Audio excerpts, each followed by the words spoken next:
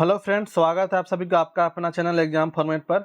जैसा कि हम लोग का लोकगीत सेक्शन चल रहा था, दो टॉपिक कल हुआ था हम लोग का, जिसमें से पहला था कि लोकगीत की परिभाषा देखे थे और दूसरा वर्गीकरण देखे थे। उसमें से दोनों का हम लोग लगभग एमसीक्यू भी देख लिए थे। कौन क्या बोला, कौन कैसे देखना है, कैसे पढ़ना है हम लोग को, वो उसका भी अध्ययन कर लिया गया था। जो दोस्त नहीं देखे होंगे, पिछला लेक्चर जाकर देख सकते हैं, लिस्ट दिया हुआ है, वही लिस्ट में लास्ट टॉपिक में दिया हुआ है लोकगीत का परिभाषा प्लस वर्गीकरण।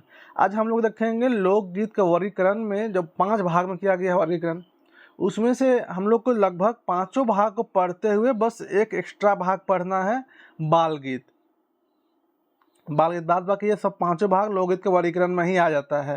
तो आज हम लोग देखेंगे पहला टॉपिक संस्कार गीत। अभी हम लोग संस्कार गीत का अध्ययन करेंगे और शाम में इससे संबंधित एमसीक्यू बनाएंगे। ठीक है, 7-8 बजे के आसपास एमसीक्यू इससे संबंधित एमसीक्यू देखेंगे। और हो सके तो आपको नोटिस अगर मिल जाएगा तो रात में 9 बजे 10 बजे के आसपास आप लोग को टेस्ट भी दे दिया जाएगा। तो चलिए आज हम लोग देखते हैं संस्कार गीत, जो कि बेहद इम्पोर्टेंट है। लगभग यहाँ से ही 2 से 3 प्रश्न आपको मिलेंगे एग्जाम में। चलिए स्टार्ट करते हैं।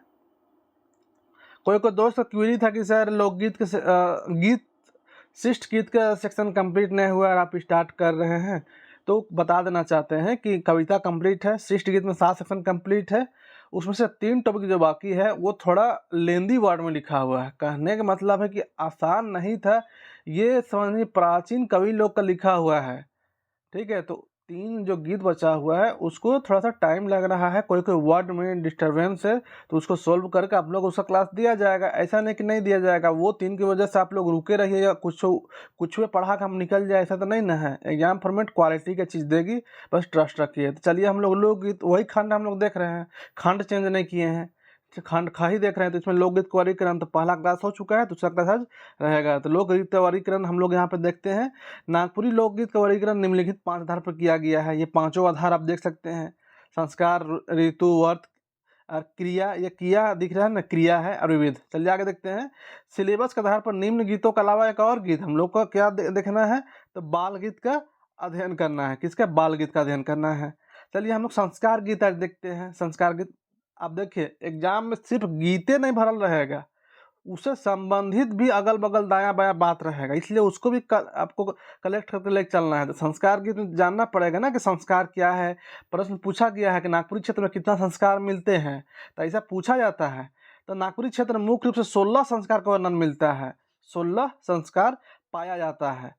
अलौकिक संस्कारों का संबंध अनुष्ठानिक गीतों से है।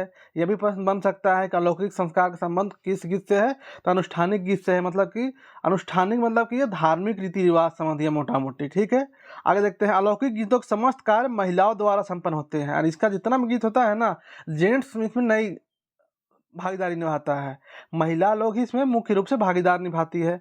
आगे देखते हैं। अनुष्ठानिक गीत मांगलिक महत्व रखते हैं। ये भी अच्छा प्रश्न बन सकता है कि अनुष्ठानिक गीत का महत्व क्या रह सकता है। मांगलिक रहता है, मांगलिक रहता है, या फिर आपका मांगलिक के अलावा आप कुछ पॉइंट ऐड कर देगा। जैसे फॉर एग्जांपल दे देगा क्रिया संबंधित रहता है, मांगलिक रहता है, या स्वास्थ्य संबंधी रहता है, ऐसा तो मांगलिक रखता है। ठीक है, आगे देखते हैं हम लोग।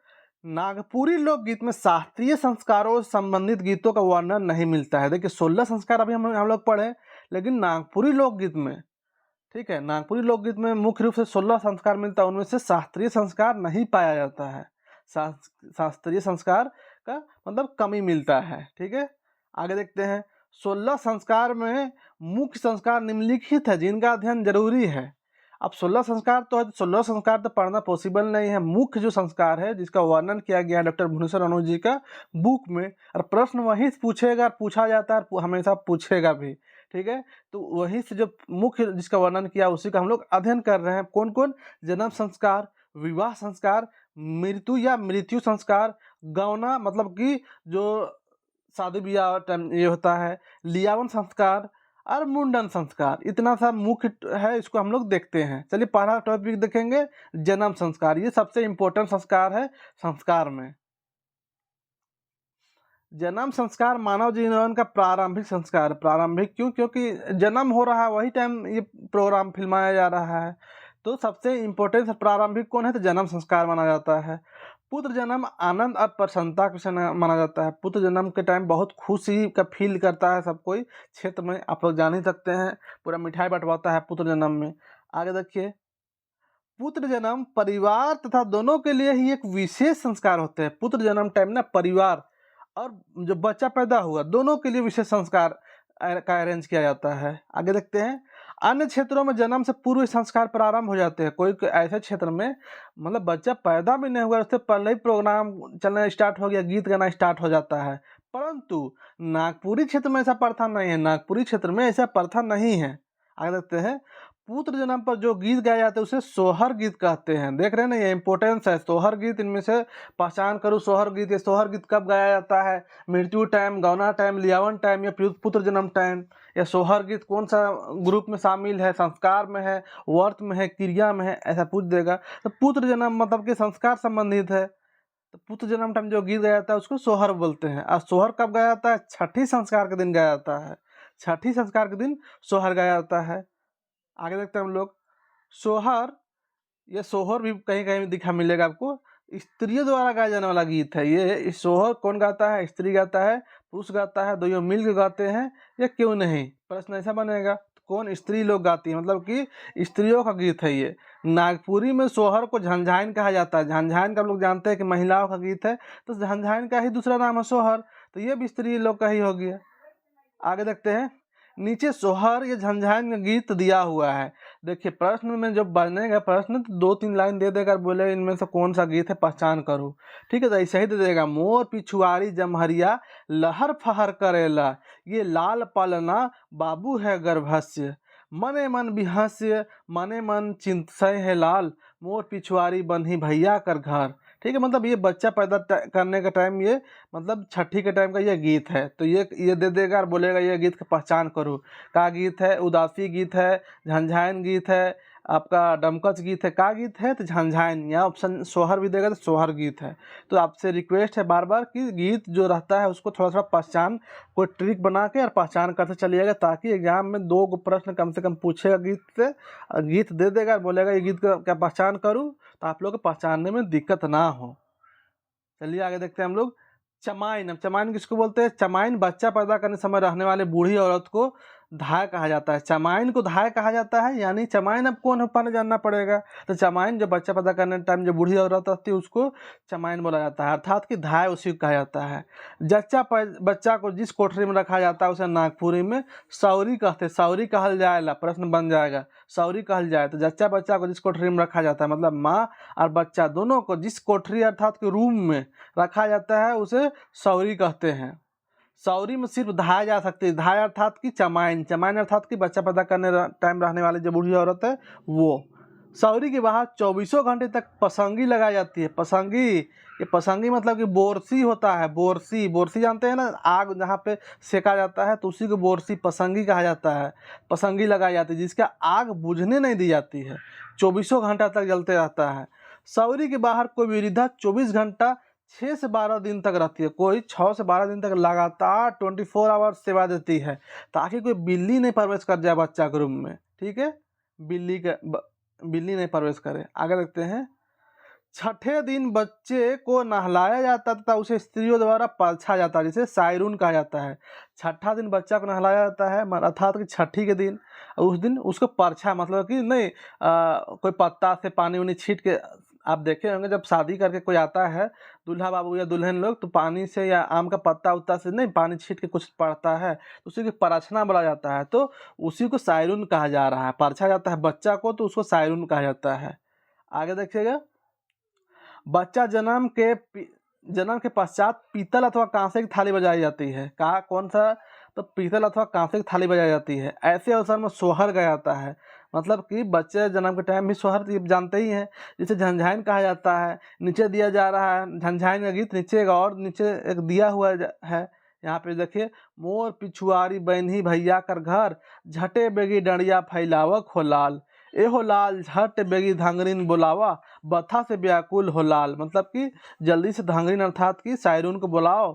ठीक है, हाँ, धाय को बुलाओ जल्दी से, ये चमाइन को बुलाओ, बत्था से व्याकुल हो, प्रसव पीड़ा से व्याकुल हो रहे हैं, वो गीत है। तो ये दे देगा और बोलेगा क्या गीत है, तो ये आपका सोहर गीत या झंझाइन गीत बोल सकते हैं। देखिए इससे बाहर प्रश्न नहीं बनेगा, इतना कंफर्म रहिए। तो इसलिए जो कराया जा रहा है उसको करते चलिए, और बाद हम लोग रिवीजन टाइम जो कुछ भी छूटे बढ़े उस सबको भी ऐड कर दिया जाएगा। पूरी तरह से आप लोग टेंशन फ्री रहे।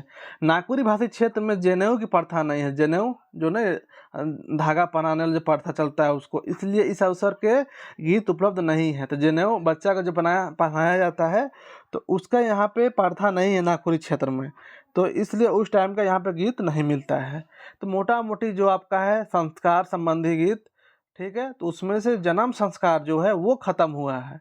अब देखते हैं विवाह संस्कार, ये बहुत इंपॉर्टेंट पॉइंट है। विवाह संस्कार यहाँ से भर भर प्रश्न रहता है, अंधाधुंध प्रश्न रहता है, तो इसलिए यहाँ से प्रश्न रहेगा, इसको अच्छे से देखिएगा। तो विवाह संस्कार यहाँ पे हम लोग स्टार्ट करते हैं। चलिए देखते हैं पहला पॉइंट विवाह संस्कार का। विवाह जन्म संस्कार के बाद सबसे महत्वपूर्ण संस्कार है, दूसरा सबसे इम्पोर्टेंट संस्कार है। विवाह के सभी संस्कारों के अवसर पर स्त्रियां ही गीत गाती है। विवाह के सभी इम्पोर्टेंट संस्कार होता है उसमें कौन, तो विवाह का जो गीत चलता है ना वो महिला के द्वारा ही, महिला प्रधान गीत ही वैवाहिक गीत महिला प्रधान गीत है। वैवाहिक कार्यक्रम संपन्न होने के 16 दिन पूर्व से ही युतिया डमका झूमर लहसू आदि गीत नृत्य का कार्यक्रम चलाती है।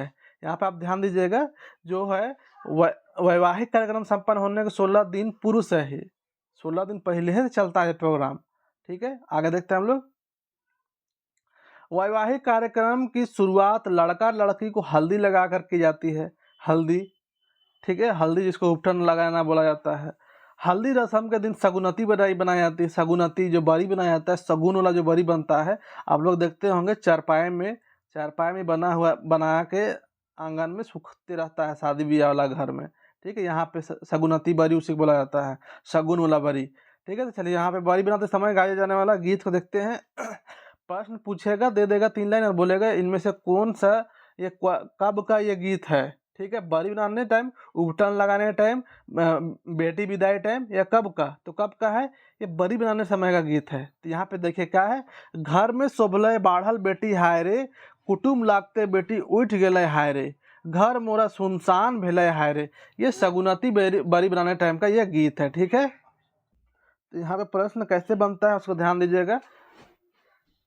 2 लाइन दे देगा, 4 ठो गीत कर बोलेगा बरी बनाने समय का गीत का पहचान करो, या फिर गीत ही दे देगा और बोलेगा ये गीत कब का है, बरी बनाने के टाइम का है, बेटी विदाई का टाइम का है, उपटन लगाने के टाइम का है, या पानी काटने के टाइम का है। या फिर प्रश्न ऐसा फिर बना देगा, गीत ही दे देगा और बोलेगा ये कब का गीत है, ये कौन संबंधी गीत है, संस्कार संबंधी गीत है, आपका क्रिया संबंधी गीत है, आपका ऋतु संबंधी गीत है, या वर्ष संबंधी गीत है। ऐसा प्रश्न बना सकता है, बनाता है। तो इसलिए याद रखिएगा ये बरी बनाते समय का गीत है।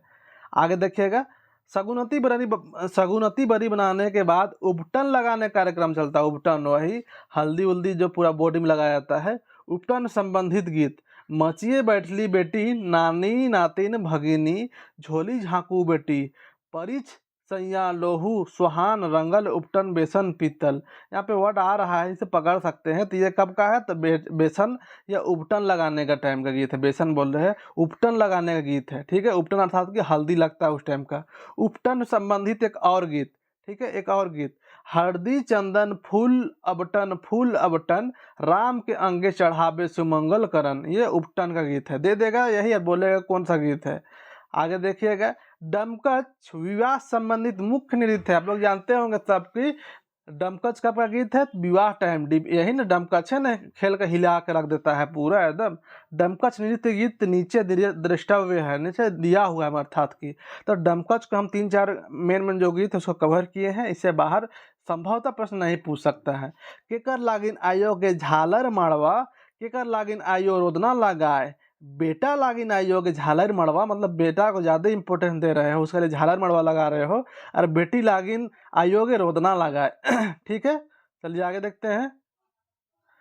ये क्या गीत था, तो वो आपका डमकच गीत था। नेक्स्ट दूसरा डमकच गीत देखते हैं। जेठ बैसाख मासे मड़वा फंदावन, घरे न एको मुठा ऋणो नहीं मिले, करबू कैसे करो कौनो उपाय करबू कैसे, मतलब कि जट बैसाख मासे मड़वा फंदावन, इस टाइम मड़वा ये हो रहा है और घर में को मुठा कुछ भी नहीं है और ऋण भी कर्जा भी नहीं मिल रहा है, करबू कैसे, शादी कैसे करेंगे, कोई उपाय करो। ये आपका गीत है, डमकच गीत है। एक और देखते हैं, मड़वा छारू बाबा मंचित लगाए के कतई ढल रे बाबा आबे बरियात, कतना कोई बारात आएगा, मतलब कि बेटी शादी का है, ठीक है। आप कैसे बोलिए, कैसे बेटी शादी का टाइम का ये गीत है, तो आबे बारात, बारात आने का, तो बेटा में बारात थोड़ा आता है, बेटी में ना आता है। तो ये डमकच गीत है, बेटी के ऊपर ये है। आगे देखते हैं, काते है कोयली मड़वा में बोले मारबू कोयली धनुक चढ़ा के, ये भी डमकच गीत है। देखिए डमकच गीत से प्रश्न पूछने की सबसे ज़्यादा संभावना रहती है, ठीक है। नागपुरी JSSC ये एक्चुअली नागपुरी के क्षेत्र में ना शादी ब्याह वाला में डमकच को बहुत प्रधानता मिला है, बहुत इंपॉर्टेंस मिला है। वैसे JSSC भी उसको बहुत इंपॉर्टेंस दिया, हमेशा प्रश्न पूछता है, तो मोटा मोटी उससे संबंधित सब गीत को सम्मिलित कर दिया गया है। काते है कोयली मड़वा में बोले मारबू कोयली धनुक चढ़ा के, नेक्स्ट है गाय कर गोबर ही अंगना लिपावल, एहो अम्बा पतई मड़वा छरावल, सुनहु रघुनंदने अम्बा पतई मड़वा छराबे। चलिए एक और है जो लास्ट ही है, उठू उठू मटिया राव बिन मटिया कैसन बिया, ये कहा है, ये मटकोड़न संबंधी है, ठीक है। ये मटकोड़न संबंधी ये है, ये भी आपका डमकची में है लेकिन मटकोड़न संबंधी है, उस टाइम का गीत। आगे देखते हैं, हल्दी चढ़ाने तथा उतारने, पानी काटने, जोग मांगने, सिंदूर दान, लावा भूंजने इत्यादि विवाह संबंधित संस्कार है के। टोटल जो संस्कार है ना ये सब टोटल सब विवाह से संबंधित संस्कार है, अर्थात कि संस्कार गीत ये सब में ही चलता है।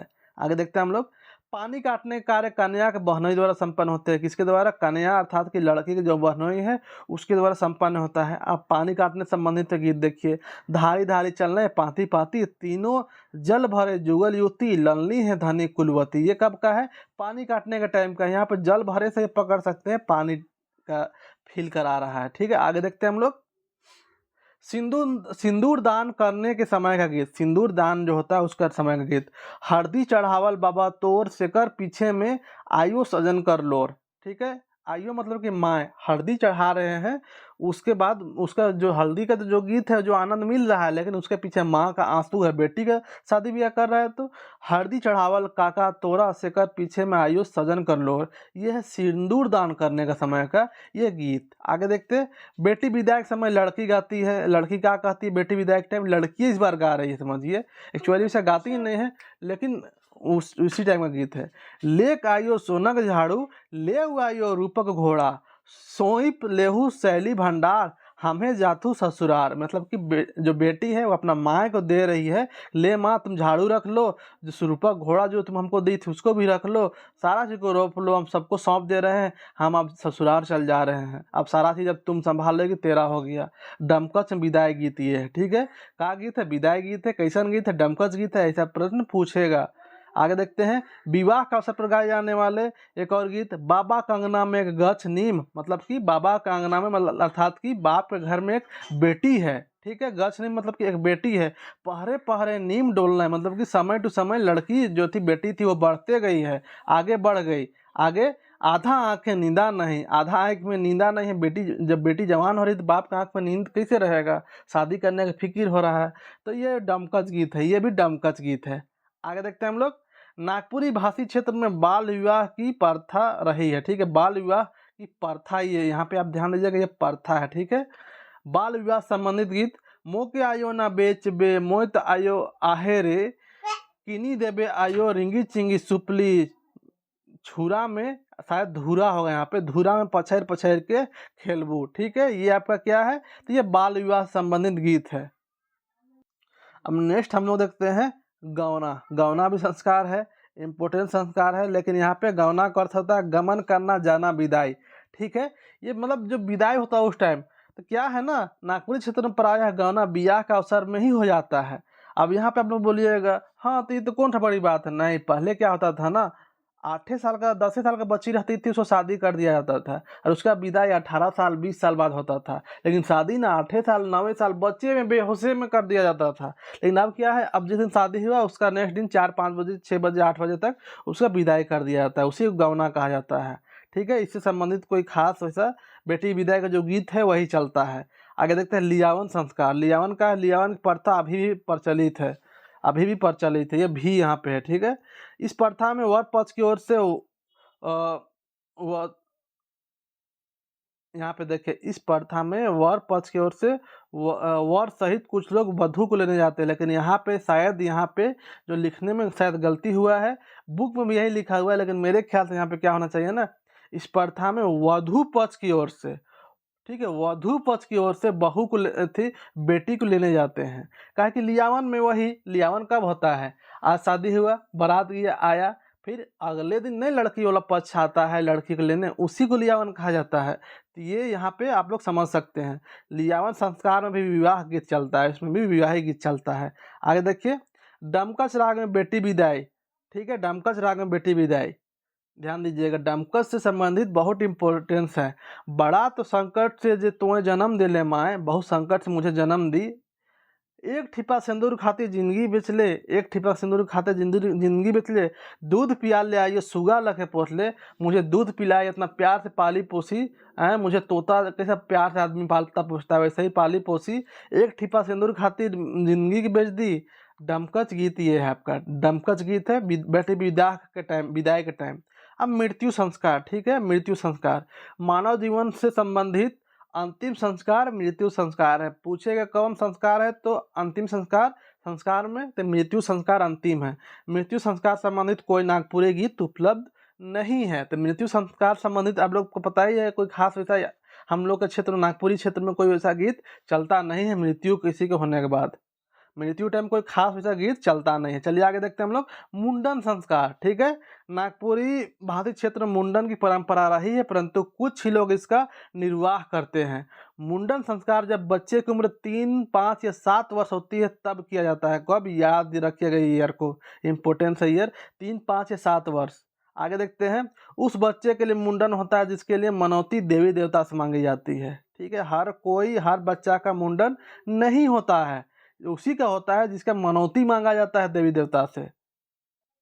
मनौती मतलब कि हे प्रभु, हे भगवान, हे ईश्वर, मतलब कि उस टाइम मांगा जाता है कि मुझे एक बेटा दे दे, हम उसका मुंडन कराएंगे, इतना पैसा चढ़ाएंगे, आप बाल आप में चढ़ाएंगे, मतलब एक होता है ना एक मनौती मांगना, वही मनौती मांगा जाता है, ठीक है। प्रार्थना प्रे करके जब वो चीज़ की प्राप्ति हो जाती है तो उसके बाद मुंडन कराया जाता है, ठीक है। तब तक जब तक मुंडन नहीं होता तब तक बच्चा का बाल बढ़ते रहता है। ऐसा कि लड़की जैसा बाल बहुत कोई का हो जाता है अगर मुंडन नहीं होता है तो, ठीक है। तो वही मुंडन से संबंधित यहीं पे 3, 5 या 7 वर्ष तब किया जाता है, ठीक है। इतना दिन तक उसका बाल बढ़ते रहता है, ठीक है। और ये मुंडन को जो मनौती मांगा जाता है उसी के ऊपर ये होता है। हर कोई का बच्चा का मुंडन नहीं होता है, जिसमें मनौती जिसका मांगा जाता है उसी का मुंडन होता है। तो यहाँ पे हम लोग मोटा मोटी जितना संस्कार, इम्पोर्टेंट संस्कार था, संस्कार गीत हम लोग खत्म कर दिए। जो गीत आप लोग देख भी लिए हैं कि संस्कार गीत में मोर पिछवाड़ी में आपका बच्चा सोहर का गीत मिला, आपका बेटी विदाई गीत मिला, सगुनती बरी का गीत मिला, उपटन का मिला, पानी काटने का मिला, डमकच संबंधी उतना सारा गीत मिला। तो सारे वो सब संस्कार सेक्शन से आ गए, इससे बाहर। और बेसिकली अगर मोटा मोटी हम लोग टोटल जो संस्कार में जितना भी आते हैं 5, 6, 16 संस्कार है, लेकिन उसमें से 5, 6 इम्पोर्टेंट है। इम्पोर्टेंस जो है उसको बारे एक साइड नॉलेज भी हम लोग रख लिए हैं, तो इससे संबंधित प्रश्न नहीं जाएगा, ठीक है। तो अब इससे संबंधित हम लोग MCQ जो देखेंगे, रात में आप लोग को इससे संबंधित MCQ मिलेगा। और अगर संभवतः अगर चांस कम है लेकिन उसका टेस्ट भी अगर हो जाएगा तो रात में टेस्ट भी करा लिया जाएगा, लेकिन टेस्ट का संभवतः कम है। अगर वीडियो मिलेगी तो वही ज़्यादा बेटर रहेगा। चलिए मिलते हैं नेक्स्ट वीडियो में, तब तक के लिए मन लगा पढ़े, ख्याल रखें। और अक्टूबर 11-12 अक्टूबर से आप लोग का एग्ज़ाम तो समझिए डेट फाइनल ही हो गया है, ठीक है। तो वही हिसाब से आप लोग अपना पढ़ाई को जारी रखें। चलिए मिलते हैं नेक्स्ट वीडियो में, तब तक के लिए धन्यवाद।